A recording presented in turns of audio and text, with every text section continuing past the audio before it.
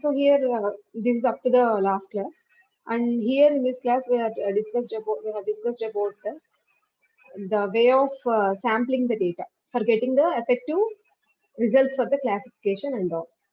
So in which way we can able to sample the data for getting the effective accuracy. So what is that?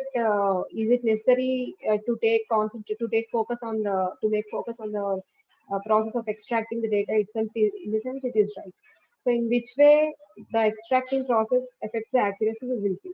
So for that we are having three methods, uh, four methods we are having. Hold out method is there, random sampling, cross validation, bootstrap. So all these are the resampling methods. So that means all these methods are deal with the way of extracting the training set and the testing set from the original data. So our accuracy is also depends on the way of extraction of the training set and the testing set. So let's see in which way they make the difference. So let's coming to the holdout method. So in the holdout method, this is the traditional method. So we already know that from the data, some part of the data is taken as a train set. Usually, you can take two-thirds of the data, and one-third of the data is taken as a test set. These already we know that. They have discussed this in the beginning of the introduction topics of the classification issues. So from the data, one-fourth of the two-thirds of the data is generally taken as a train set, and one-third of the data is taken as a test set. And after that, from the train set, we can drive the model. We can construct the model from the train set, and after that, using that model, we can apply the test set on that model. That means we can classify the test set by using that driven model, and we can get some classification results, and based on that we can estimate the accuracy. This is the traditional way, and this procedure comes under the process of solver. And next we are having random, what is the second method? Random subsampling. So why we need to go for some other method? Whatever it may be, random sampling, subsampling is there, cross validation is there, etc. etc. So why we need to go for the other method? Since this is a traditional method, what is the drawback here? So here we are purely estimating the accuracy based on the test set by projecting the test set to that model. So what happened here, for example, if you consider here, we are having some 100 records. For example, say spam and normal emails are there. That is only our data. And let us consider this. So here we are having 100 records. Here we are having 100 records. Out of 100 records, 70 are taken as a train set and 30 are taken as a test set, if suppose. So 70 are taken as a train set. Unfortunately, this is done by random sampling. So we shouldn't take the tuples from, that means the records from 1 to 70 as the train set and 71 to 100 as the test set. We shouldn't take in that way. We should do random sampling. That means randomly we can sample 70 elements as a training set, and the remaining 30 elements are formed as a test set. What happened if suppose unfortunately out of 70 records in the training set, unfortunately all the 65 records are all the 65 belongs to spam mail. Only 5 belongs to the normal mail. Sometimes it may happen. Suppose in your hands, you suppose in a basket you may have some slivers is there, some slivers or some kind of balls are there in the basket, for example. So you are having a basket, and in that you are having some kind of ball. Let us assume that some kind of balls is there.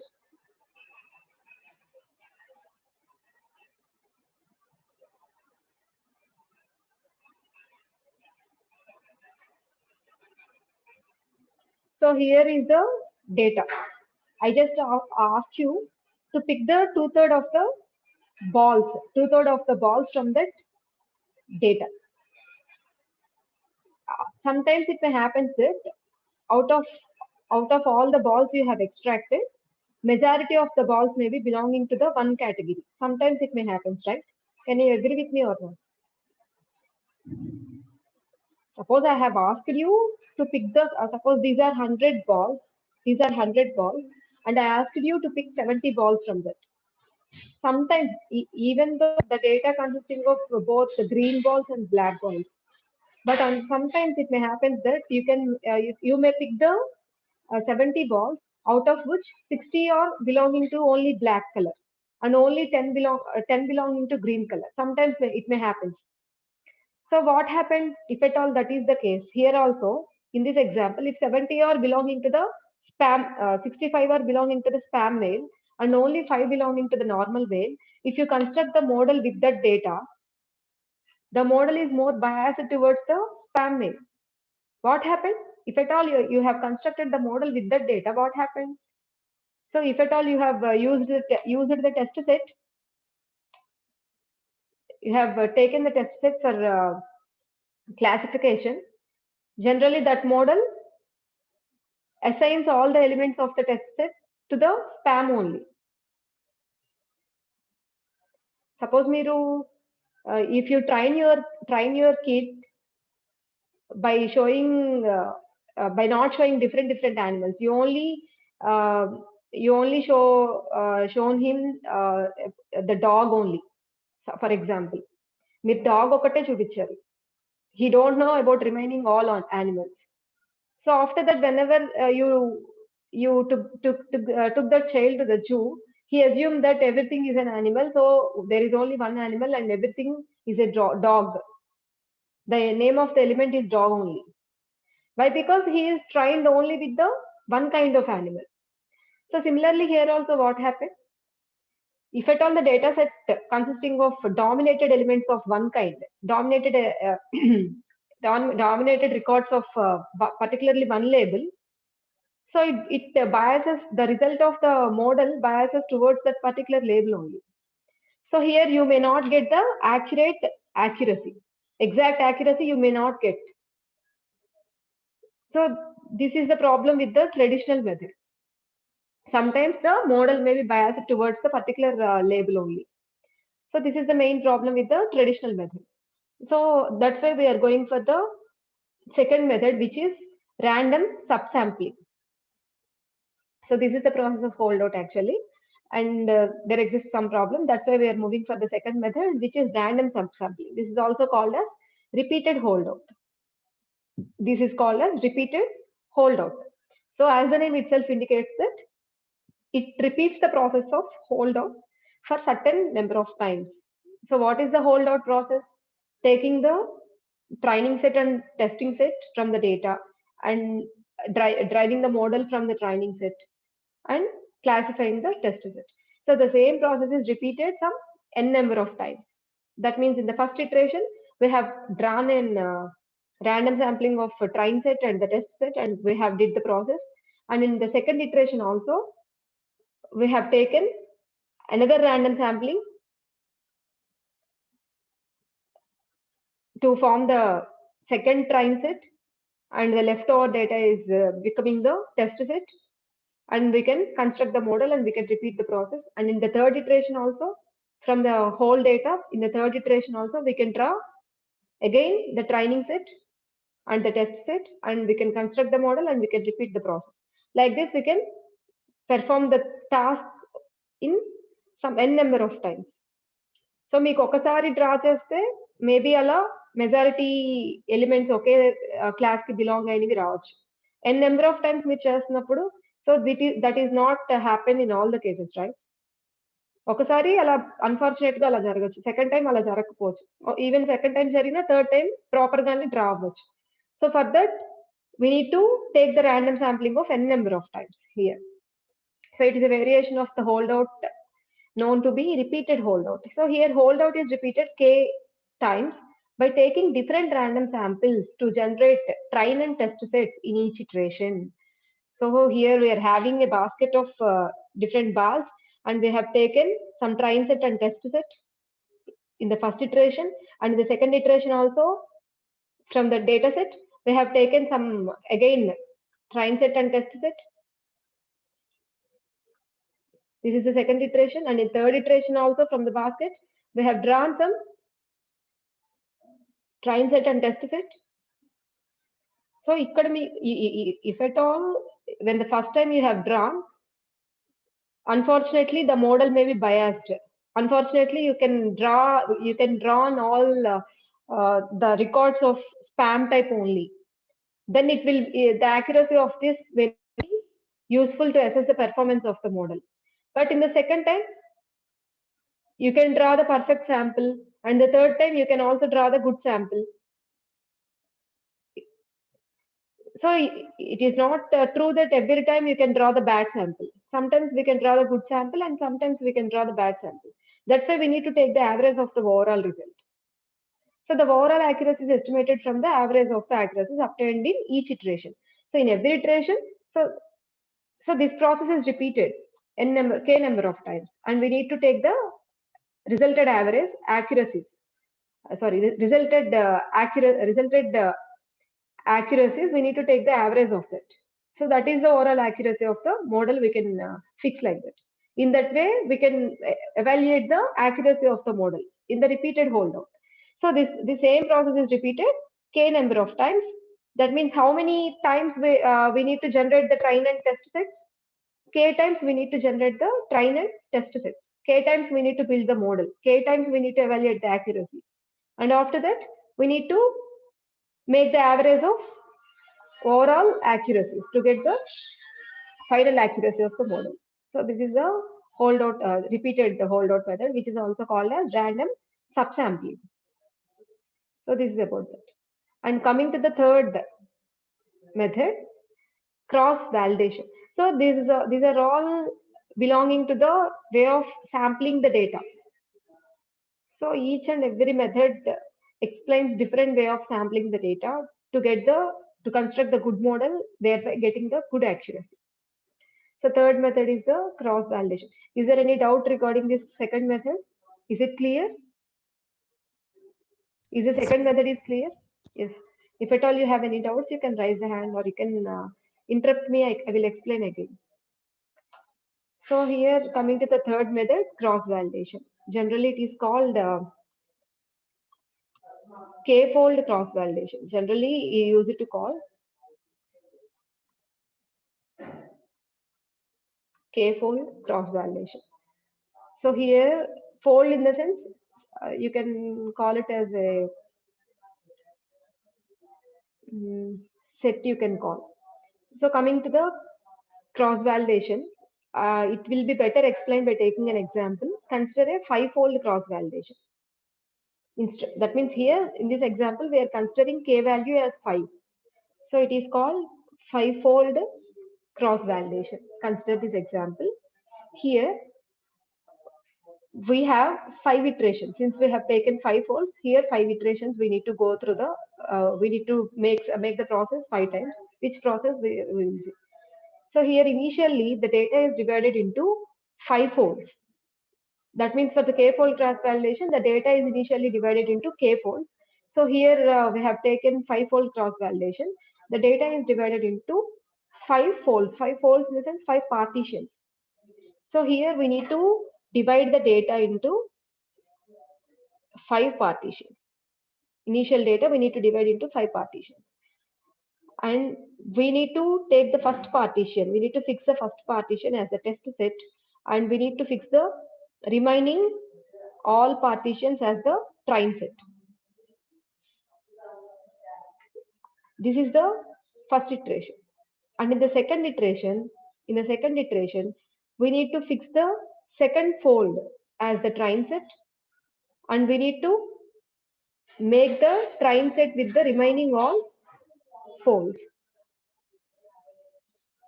And in the third iteration, we need to make the third fold as the test set, and we need to add the remaining folds 1, 2, 4, 5 to form the train set, and so on. Did you observe the process? Initially, what we have done, we have divided the data into some different folds. Let's say k. The k value may be anything, we can fix it. So in this example, we have fixed k is equal to 5. So initially, we have divided the data into 5 folds. We have divided the data into 5 folds. And one fold should be taken as the test set, and remaining all folds together forms the train set. And we will construct the model using the train data, and we can classify the test set. That is up to the first iteration. We should note the classification results. And in the second iteration, we need to take another fold as the test set, which shouldn't be taken as the test set in the previous iteration. So we should take another fold as the test set. That means let's say second fold as a test set, and we need to add remaining all folds to form the train set. And we need to generate the model, and we can classify the test set, and we need to note the classification results.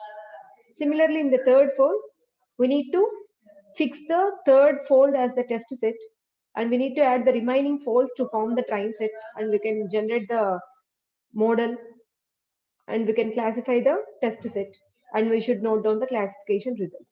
Like that, this process is repeated some k number of times for k folds. So after that, how to assess the overall accuracy? So here, overall accuracy is assessed like this. Can be obtained as total number of correct classifications from k iterations by total number of records in the initial data. Total number of correct classifications from k iterations by total number of records in the initial data.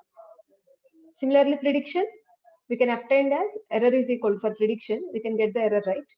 So it can be obtained as total loss from k iterations by total number of records in the initial data. So in this way, we can get the accuracy and error for classification and prediction. So just go through the lines, divide the data into k equal parts, train and testing is performed k number of times, and use k minus 1 parts for training and 1 part for testing. Repeat the procedure k times by changing the test set.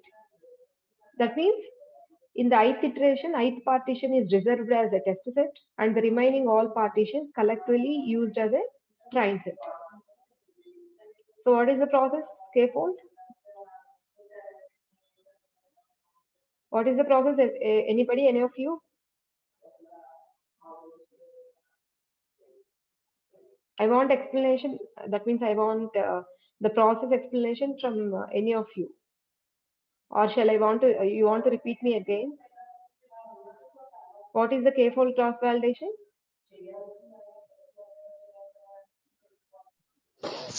K-1 data, K-1 training sets ni తీసుకోవాలి ma'am, 1 ఏమో testing కి తీసుకోవాలి ma'am. So initially, the data set should be divided into how many parts? K parts, ma'am. Okay. So initially, we have divided the data set into K parts. For example, take K, any value for K? 5, ma'am. Okay. For example, 5. So we need to divide the data set. Because 6 తీసుకున్నామా? సరే ఇక్కడ 6 తీసుకున్నాము. So we need to divide the data set into 6 parts. So next, what is the procedure? Next step ఏంటి? K-1 ఏమో training కి ma'am, 1 ఏమో testing కి. So here one part is used as the test set, and remaining can be used as a train set. After that, process అలాగే repeat చేయాలి ma'am K times.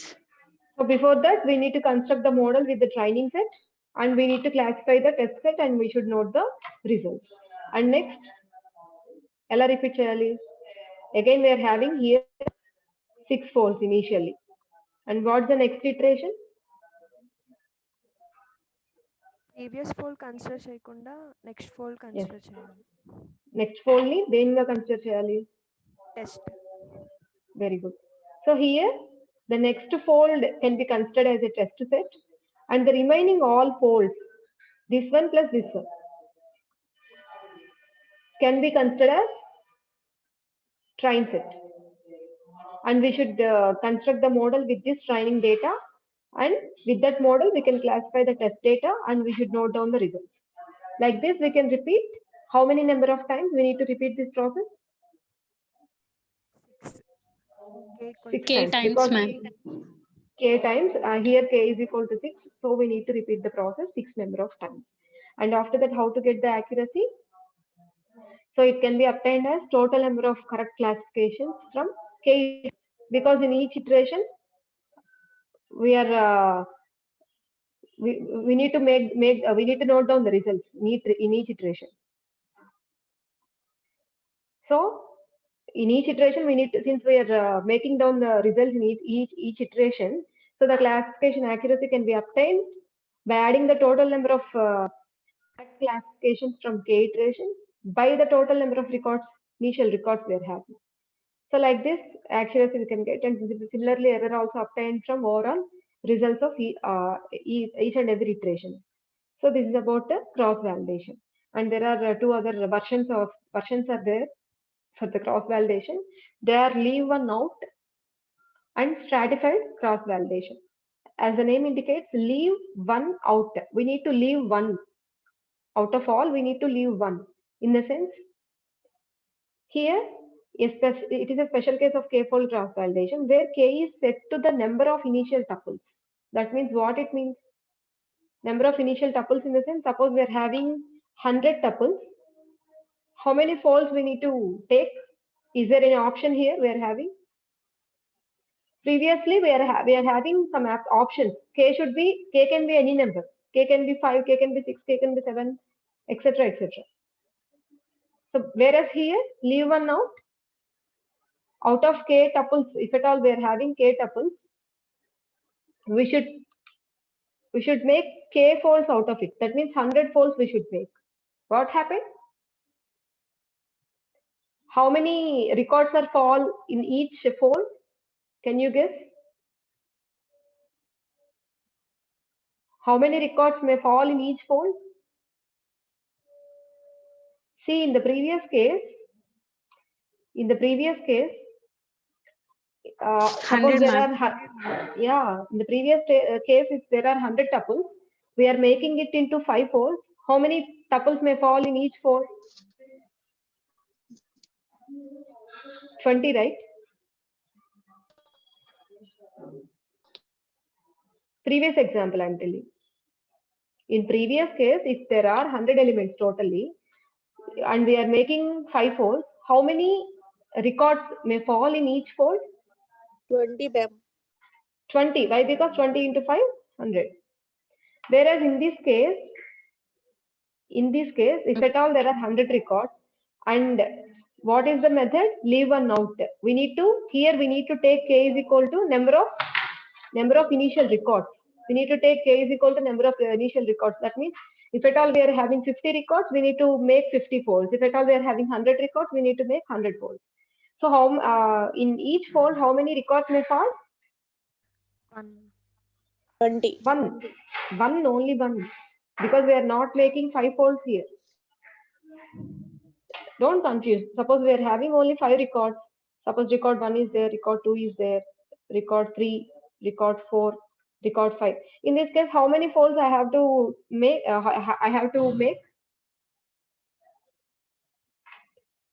In this case, if at all we are having 5 records. 5 folds, ma'am. 5 folds only. So I can make 5 folds out of it. So R1 is fall under in fold 1, R2 in fold 2, R3 in fold 3, and fold 4. This is fold 5. So each fold consisting of how many records? 1, ma'am. Only one, no other way, only one. Similarly, if at all you take 100 records, we should make 100 folds, and each fold should consisting of only one record, 69. Did you able to get that?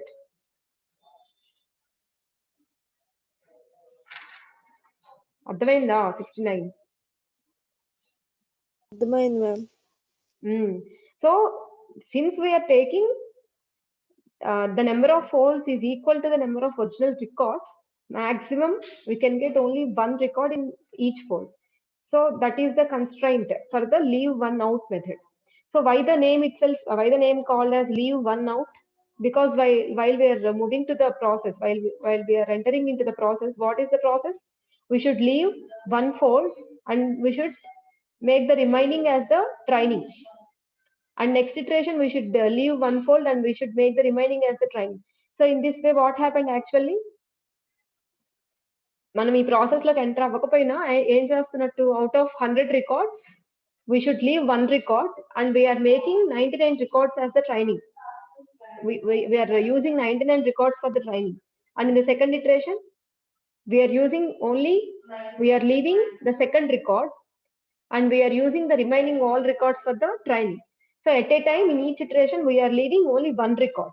That is what the name leave one out. So out of all records, no need to go for these folds and all in this case, right? So out of all the records, we are leaving one record for the testing and remaining records for the training. That is what the name.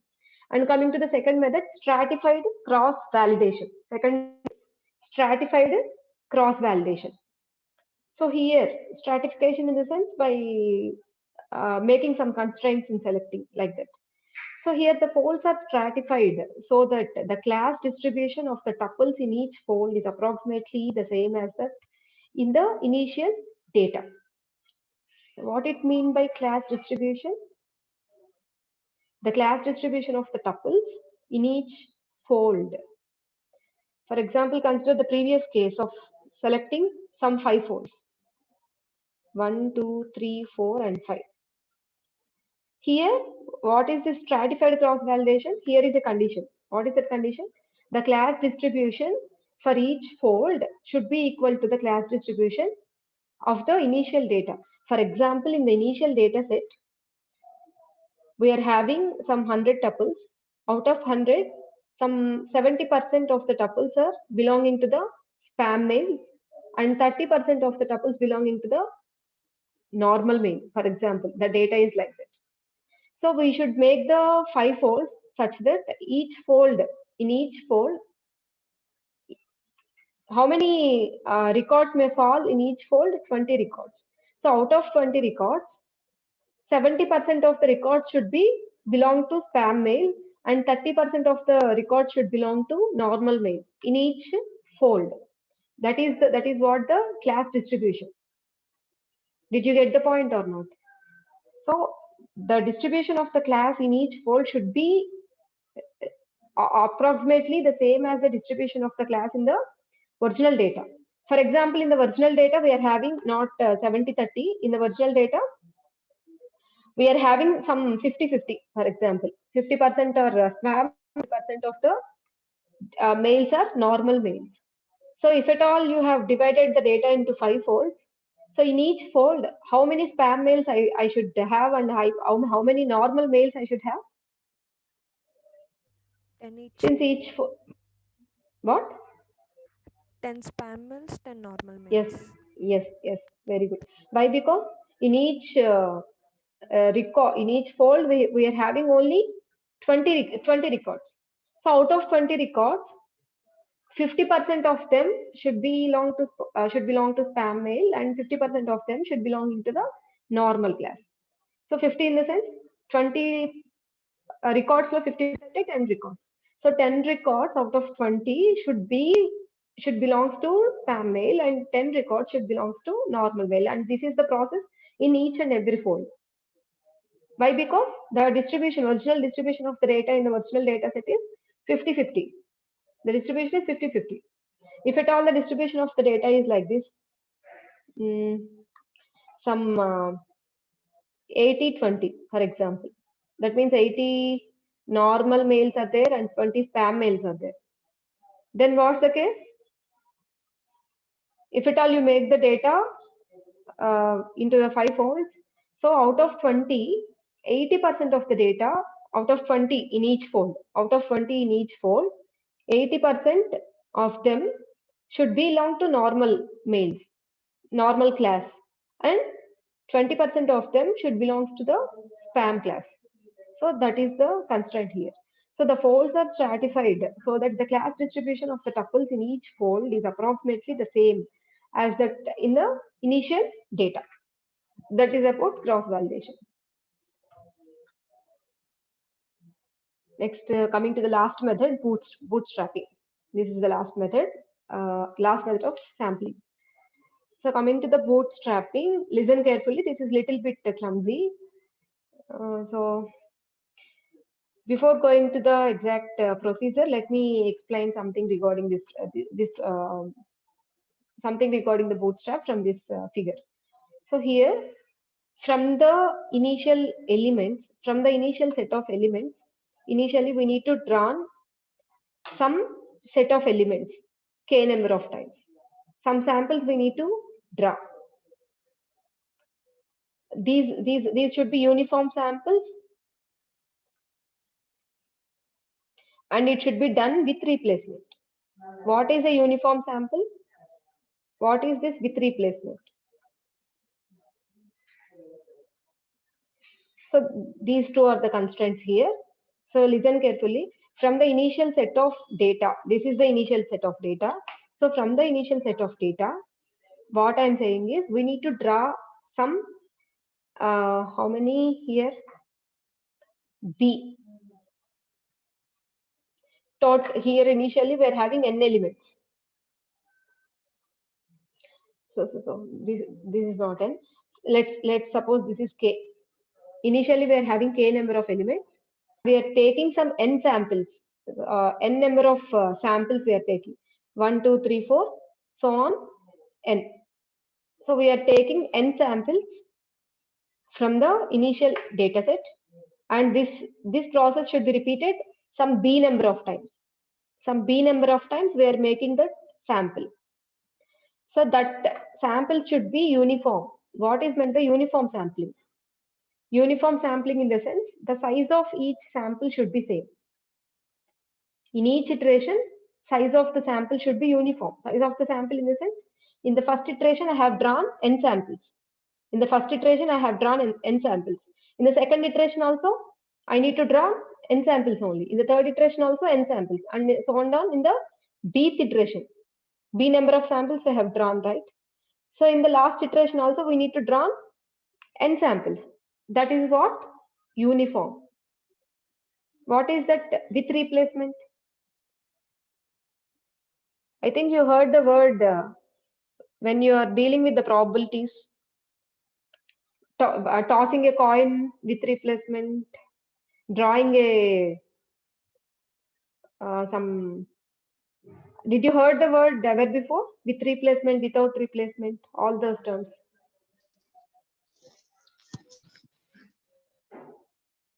I think in mathematics you heard the term. Yes, ma'am. Yes. What is meant by with replacement? అంటే తీసిన coin ని మళ్ళీ పెట్టేస్తాం ma'am. Yes. Without replacement in the sense? మళ్ళీ replace చేయం ma'am, పక్కన పెట్టేస్తాం. Yes. ఎక్కడ యూజ్ చేస్తాం జనరల్ గా ప్లేయింగ్ కార్డ్స్ దగ్గర వాడతాం. So drawing some cards with replacement, drawing some set of cards without replacement and use చేస్తాం. So here what we are telling is, what he is telling is the other. So here in bootstrap technique, out of k number of, let's say it may be k or n, whatever, some terminology, some k, out of k number of initial data elements, we need to draw some number of that, let us say b times we need to draw n number of uniform samples. What is the size of each sample? That should be n. The size of each and every sample should be uniform. Let's say it is n here. And how many samples we have drawn in this example? How many samples? N. B. N. Yeah. N samples. N samples. And how many times we have drawn? B. Yes. So B times we have drawn the samples, and each time the sample which is drawn is referred as a training set. This is called training set. That means in each iteration the set of samples drawn is called as a training set. Actually we used the set of elements which are drawn, we use the whole thing as a sample, not each element. These are called individual elements, and this is the whole thing is called as is referred as a sample. So like this we can draw some b number of samples, and in each sample we can have n number of elements. In each sample, we can have n number of elements. And the constraint is those should be drawn with replacement. With replacement in the sense, if at all you, after drawing the n number of samples, you can place the samples in the original data. You can place the samples, replace the samples in the original data. And again, from the same set of k elements, you can draw the n elements in the second iteration. And again, you can put back the n elements in the original data. And again, from the k elements, you can draw the n elements. That is with replacement. Without replacement in the sense, out of 100 elements, you want to draw 10 elements. So for the first iteration, you can draw 10 elements out of 100. And for the second iteration, the leftover elements are 90, you can draw 10. And in the third iteration, the leftover elements are 80, you can draw 10 out of it. This is with replacement. Whereas without replacement, this is without replacement. Whereas if you consider with replacement, what happens? In the first iteration, out of 100, you can draw 10. And in the second iteration also, we can place back these 10 to the data. And again, we are having 100 here. Out of 100, you can draw 10 again. And these 10 elements can be kept back into the original, added to the original set. And again, from 100 elements, you can draw 10. Like this. This process is the with replacement. So like this, initial task is to draw the B number of samples with replacement, B number of uniform samples with replacement from the original data, where each sample consisting of n elements. And that is the first task. And what is the next task? Each sample, that means in each iteration, each sample is treated as the training set, whereas the leftover elements which are not drawn, the leftover elements are taken as the test set. The leftover elements in the sense what? Suppose consider some disturbance is coming over there. Please mute yourself.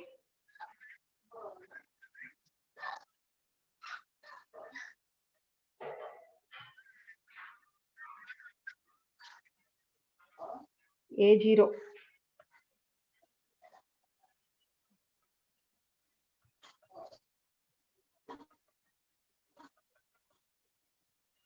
A0 mute చేసుకోండి.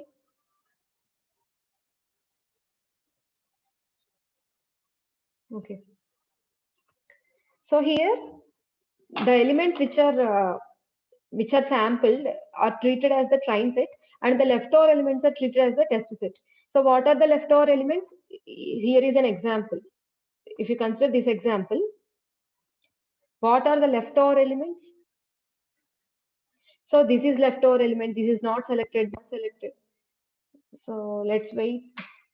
My battery is showing low. Let's wait.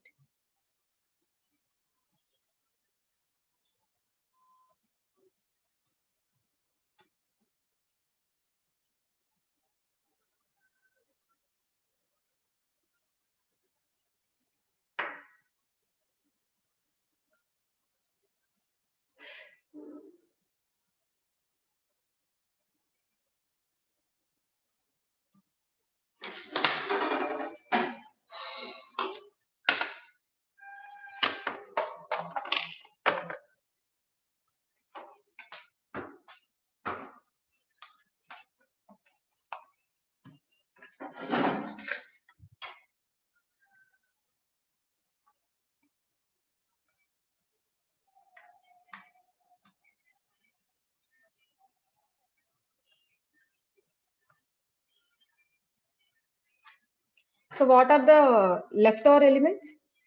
This one, and two blue balls are there. So all these are what?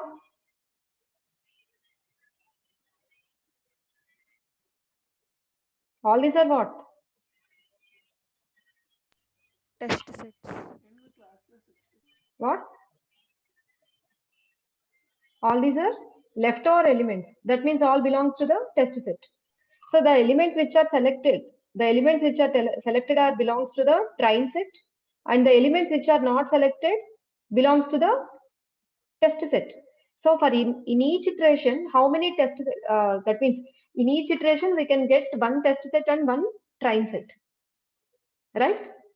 So how many samples are there? That means how many iterations are there in this example? B iterations are there. So how many pairs we can get? Test and the train set pairs. How many pairs we can get? Overall,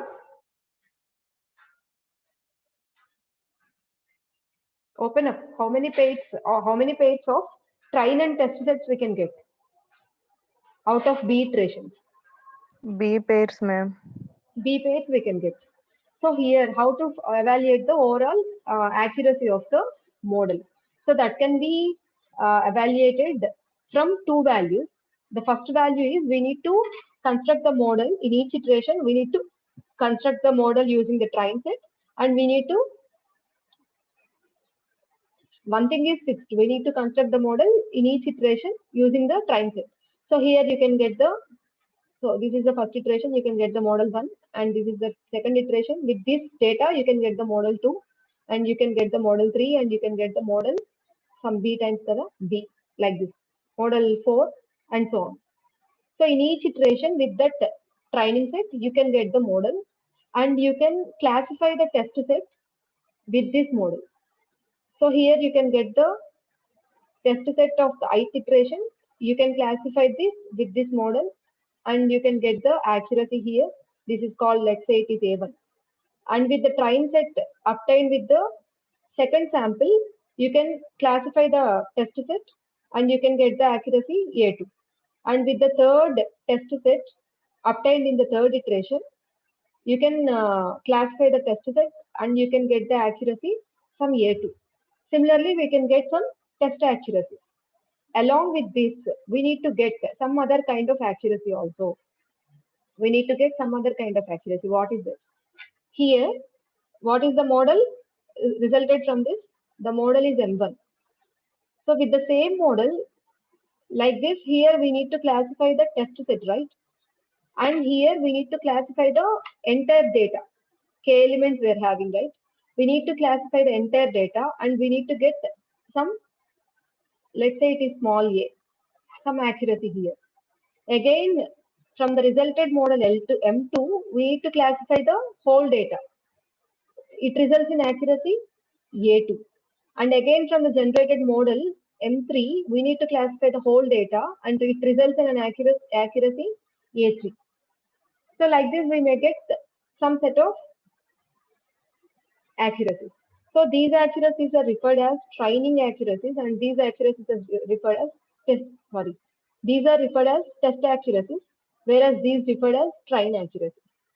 So to generate the overall accuracy, we need these two values. To generate the overall accuracy, we need these two values. And we have some formulas for that. So its time is over now, and we will continue this topic in the next class. So in the next class, probably we are moving to the part 2 of the fourth unit, that is classification.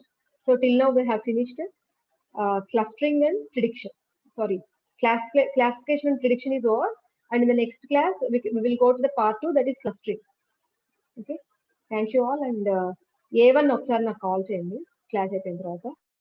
Yes, ma'am. You can left.